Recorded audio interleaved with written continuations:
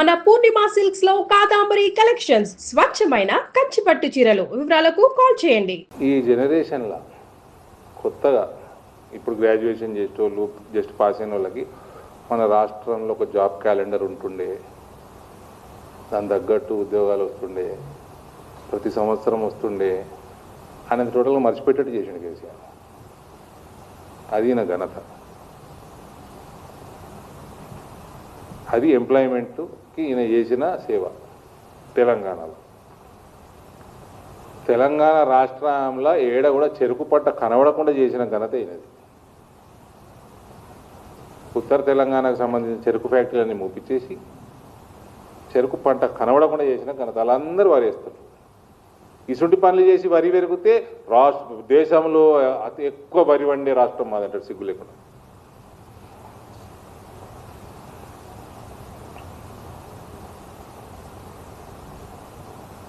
ఈయనట చూసి మళ్ళీ ఈయన ఓటేయాలన్నట. మళ్ళీ ఈయన ఓటేసి అతీక అహ్మదులు, నిజాం పాలన ఇవి వాపసు తీసుకుంటారు తెలంగాణ ప్రజలు. ఇక ఈసారు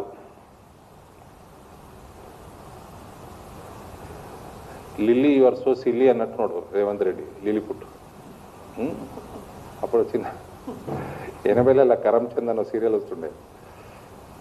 పంకజ్ కపూర్ కరమ్చంద్ లాగా డిటెక్టివ్ ఉంటే ఆయన పక్కకి ఒక ఆమె ఉంటుండే సెక్రటరీ. ఆమె పేరు లిల్లీ యువర్ సో సిల్లీ అంటుంది. అట్లుండే ఈయన రేవంత్. 70,000 ఉద్యోగాలు ఇస్తే నాకు చక్కెర వచ్చింది ఒకటేసారి. చూస్తే పాత నోటిఫికేషన్లు కోర్టుకు పోయినాయి, కోర్టు శివాట్లు పెట్టి కోర్టు ఆర్డర్ ఇస్తే ఇచ్చిన ఉద్యోగాలు 30,000-40,000 ఉన్నాయి. ఈయన వచ్చినాక ఒక జాబ్ నోటిఫికేషన్ వేసింది, కొత్త నోటిఫికేషన్ మీద ఇచ్చిన ఉద్యోగం ఒక్కటి లేదు. అది lily, it is not you. Court ఇప్పించిన ఉద్యోగాలు అది, నువ్వు ఇచ్చినవి కాదు. శ్రీకాంతాచారి, వేణుగోపాల్ రెడ్డి, ఇషాన్ రెడ్డి, కానిస్టేబుల్ కృష్ణయ్య, వీళ్ళందరినీ గుర్తు చేసుకుంటున్నావు. నీది ఒక్క స్పీచ్ చూపెట్టవా? నువ్వు తెలుగుదేశంలో ఉంటివి ఆనాడు ఉద్యోగం నడిచిన రోజు. ఒక్క స్పీచ్ చూపెట్టు. తెలంగాణకు ఫేవర్గా మాట్లాడింది ఒక్కడు చూపెట్టు. అప్పుడు మీ బాసు, మీ పార్టీ బాసు నువ్వు తెలంగాణ మాట్లాడుంటే నీ లాగులో తొండ దొరకొడుతుండే ఆయన. అది నీకు తెలుసు కదా. ఒక్కరోజు తెలంగాణ మాట్లాడింది లేదు. ఇంకా సోనియా గాంధీని తిట్టి, సోనియా గాంధీ చేయబట్టి వీళ్ళందరూ చనిపోయారని చెప్పి ఆమెని బలిదేవత అని తిట్టి, ఈ తెలంగాణ కర్మ ఈయన ముఖ్యమంత్రి అండి. మళ్ళా డబల్ బెడ్రూమ్లు ఇల్లు ఎక్కడున్నాయి అని కేసీఆర్ని అడుగుతున్నాడు. మరి నువ్వు కట్టించా 70 ఇళ్ళు ఏడున్నాయి, ఇందిరమ్మ ఇల్లు ఏడున్నాయి, రాజీవ్ గృహకల్ప ఏమైంది, ఎవరికి 5 లక్షలు ఇచ్చినావు, ఎందరికి ఇచ్చినావు? అరే మోడీ ఇస్తుండే 5 కోట్లు దాటిపోయిన ఇల్లు కట్టిండు దేశం మొత్తంలో. 2 లక్షలు ఇస్తుండే తెచ్చుకొని ఎంతో అంత వేసి కట్టారా? అదే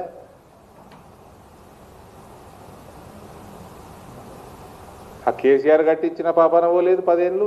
ఈయన వచ్చి 3వ సంవత్సరం ఎక్కడ ఇల్లు కనబడవు. మళ్ళీ ఆయన మీద తిడతాడు. 4 లక్షల ఇండ్లు, ఏదో 4 లక్షల ఇండ్లు కట్టినా అన్నాడా? ఏడ కట్టిండు ఈయన? అన్నీ జీవో తీస్తాడు. బాసర సరస్వతి అమ్మకి 100 కోట్లు అన్నాడు.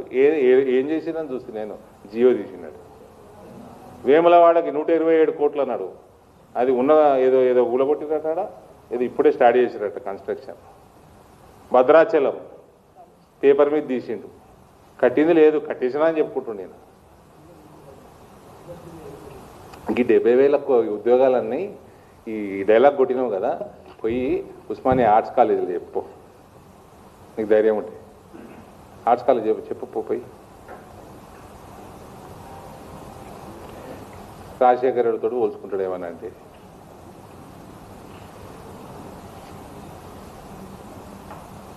ఆయన ఆరోగ్యశ్రీ పెట్టిండు. ఆరోగ్యశ్రీ కోసం ఆయనకి పేరున్నది. ప్రజలు అసలు ఏ హాస్పిటల్ పోయినా, కార్పొరేట్ హాస్పిటల్ పోయినా పేషెంట్లతోటి ఇట్లా కిటకిటలాడుతున్నాయి.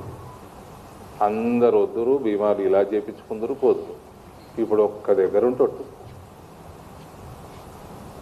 ఒక్క రూపాయి ఆరోగ్యశ్రీ పైసలు ఇచ్చేది లేదు. మళ్ళీ దాన్ని 2 లక్షలు 6 ఆయుష్మాన్ భారత్ 5 లక్షలు కాదు 10 లక్షలు ఇస్తా అంటాడు ఈయన.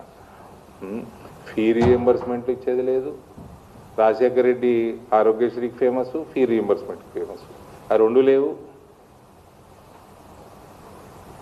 స్టూడెంట్స్ కట్టేసుకోవాలని ఆర్డర్లు కూడా ఇస్తున్నారు బయటికి వెళ్ళి.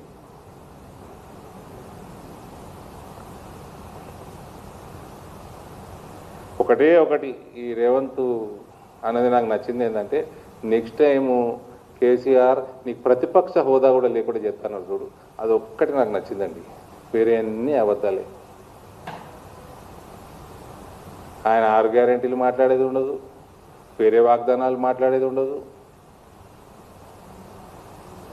మహిళలకి మోసము, యువతకి మోసము.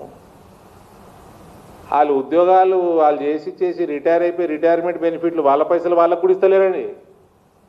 నా దగ్గరకు వస్తాయి, ఏందో టోకెన్ నెంబర్లు ఇస్తారు. ఇవాళ రేపు టోకెన్ నెంబర్ వచ్చింది, పైసలు రిలీజ్ చేయాలి, బట్టి గారికి చెప్పాలి.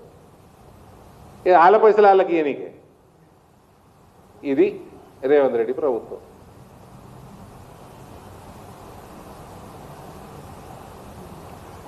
ఇక జీవన్ రెడ్డి గారి గురించి మాట్లాడిండు. జీవన్ రెడ్డి గారిని ఆయన అన్ని అనాలను అనేసాడు. ఆయన చరిత్ర మొత్తం చదివాడు.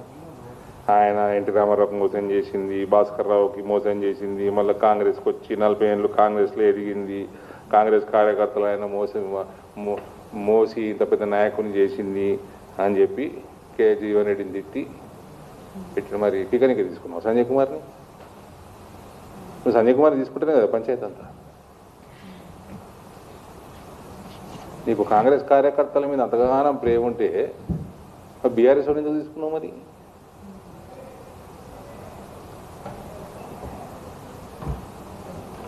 నువ్వు తీసుకున్నందుకే ఆ పెద్ద మనిషికి పంచాయతీ ఆడ. నీకు నమ్మకం లేకుండా నా పెద్ద మనిషి మీద? ఆయన పడే తిప్పలు పడ్డాడు కదా 40 ఏళ్ళు.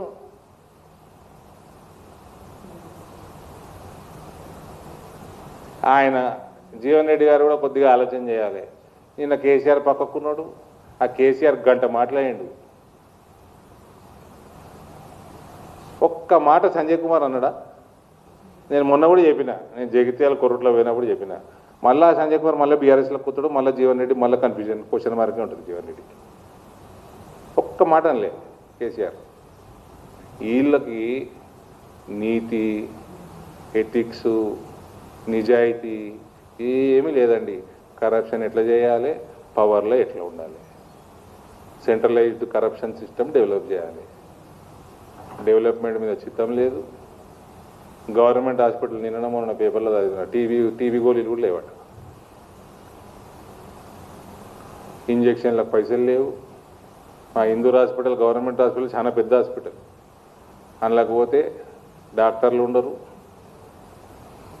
మందులు ఉండవు, మళ్ళీ వాళ్ళే ప్రైవేట్ కొమ్మని చెప్తారు. ఫీ రీఎంబర్స్మెంట్లు లేవు, చదువుకున్నవాడికి ఉద్యోగాలు లేవు, గ్రామాలలో నిధులు లేవు.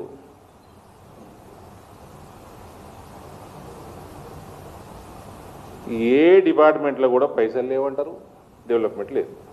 ఇది రేవంత్ రెడ్డి ప్రభుత్వం.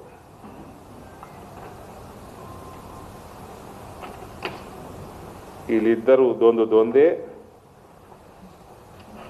ఒకడు లఫంగా అంటే ఇంకోటి నేను ఉట్టి లంగానే, వాడు లఫంగా ఉండే అని ఆయన అన్నాడు, ఆయన ఈయన అన్నాడు. ఇది తప్ప ఎవరికి ప్రజల మీద ప్రేమ లేదు, ఒక పాలసీ లేదు. అరే వరి ఎక్కువైతే ఏందరో నాయన, జర అగ్రికల్చర్ పాలసీ తీసుకురండి, పంట మార్పిడి మీద ఇన్సెంటివ్లు ఇవ్వండి, చిత్తం పెట్టండి. Zero interest in governance.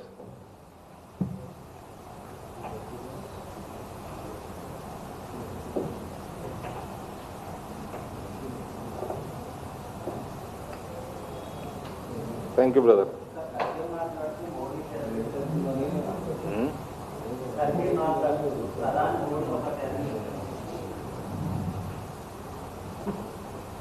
Kharge గారు రిటైర్ కావాలి. ఇక ఏమనుకోవద్దు, ఖర్గే గారు రిటైర్ కావాలి.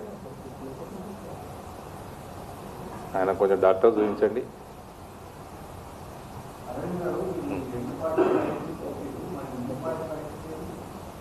మా పార్టీ ప్రభుత్వంలో ఉన్న చోట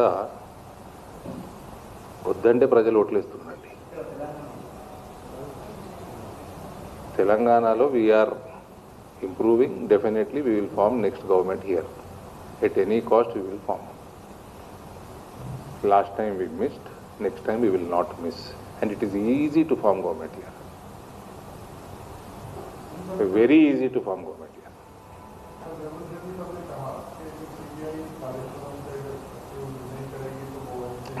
ये बहुत अच्छा प्रश्न पूछा आपने. ये तो सीबीआई को देके कितने कुछ महीने हुए.